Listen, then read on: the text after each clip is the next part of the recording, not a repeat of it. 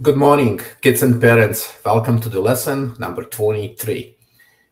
In this game, we are going to study Alireza versus Karhtikeyan 2020, one of the most beautiful games played in the last few years. So let's learn this an amazing strategy. So what we have is the opening that is called King Indian Defense. And the move h3, that is becoming very popular recently. Castling, and now c5. So the game could become like after d5, Benoni or a Benko gambit, right after b5. So you should check both of those openings.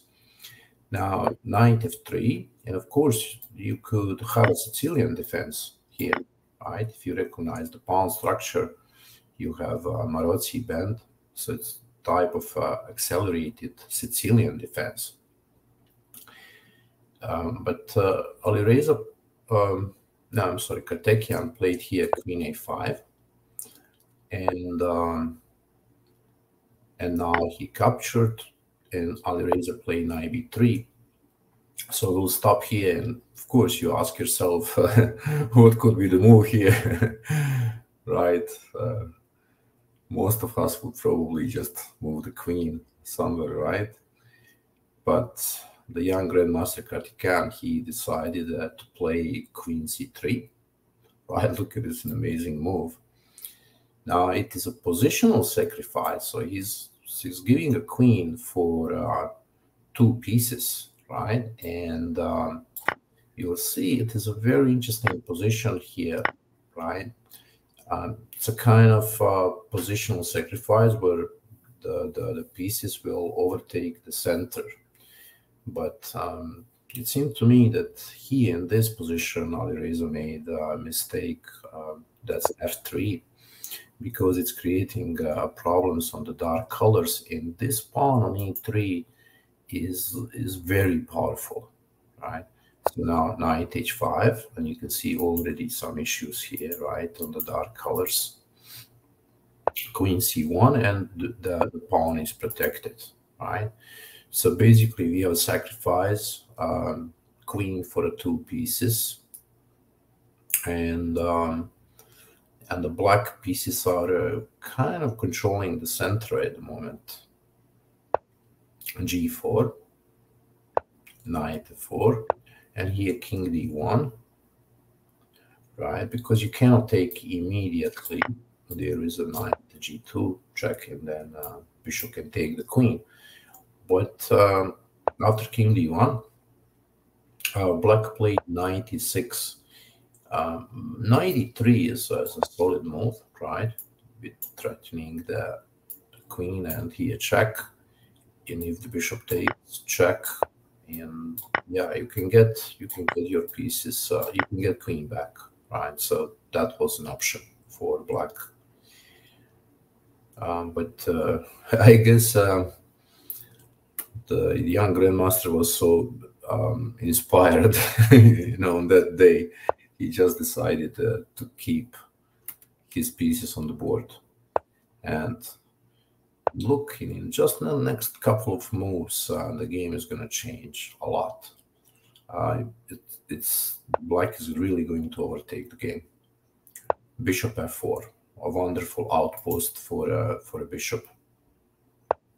Queen d1 and knight e5, and here you can see that domination of the center. Look at all those pieces, right?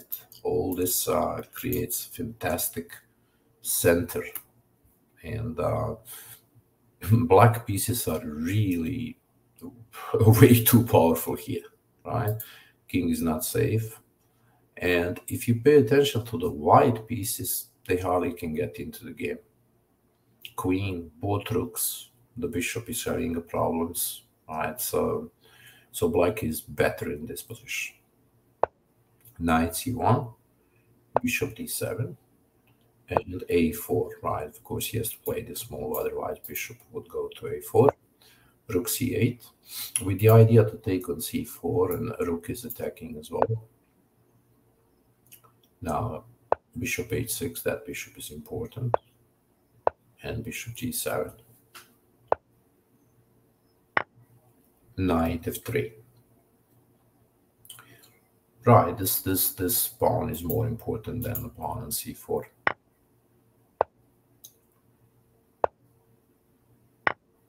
And here now knight c4. Well, the position cleared up a little bit. So this is a moment where Black played also a very beautiful move, defensive move, but activating the rook into the game, right, with the rook c5. And look at this, bishop c6. Now pawn on e4 is very weak. Not easy to play this, right? I would like to be white in this position. Bishop g2, f5. Look at this cool move, opening up the game, right? And yeah, this is a wonderful move, f5. Bishop f6, and now it's time. Yeah, it's time to trade some pieces. Bishop c3, queen takes on c5. It's hard to find any move for white because you're also threatening the rook. Now it takes. And we get the endgame where we have 3 pieces against rook and 2 pieces. But the biggest problem for white are those pawns. And isolated pawns, not protected, and they are really weak here. So Black is going to capture them. And again, even in this position, Black is controlling the center of the board. Knight e4. So we have the other option is to keep the knights on the board, right? To have 2 knights instead of bishop and the knight. So knight e4, and now we got the endgame.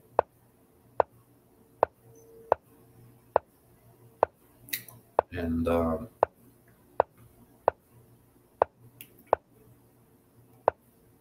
look how nicely the black is playing the endgame, right? Creating a pass pawn here. And now those 2 pawns also will move forward, the central pawns. Look at this move, beautiful, right? Knight f3, and then the idea is just to push forward.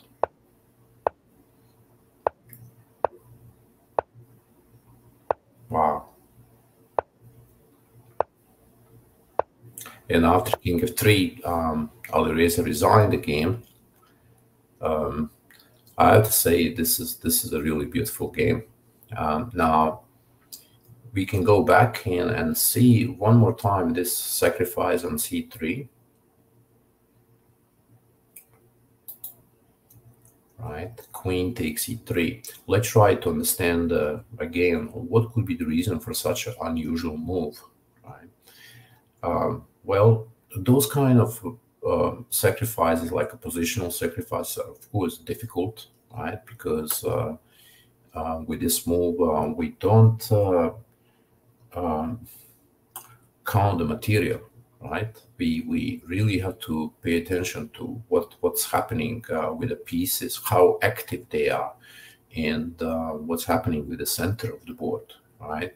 So you could see that in the next few moves, the black really overtook the center, right, of the board, and those black pieces dominated everything,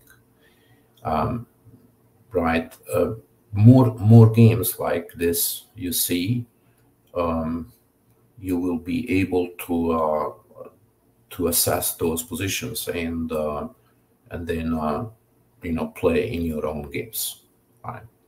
So I'll put the link below this video, and you can see this game on your own. You can analyze a little bit, turn on the computer and you will see all those moves are pretty accurate. So the grandmasters played really an amazing game here. So just spend a couple of minutes, practicing this, and then check it out on your own.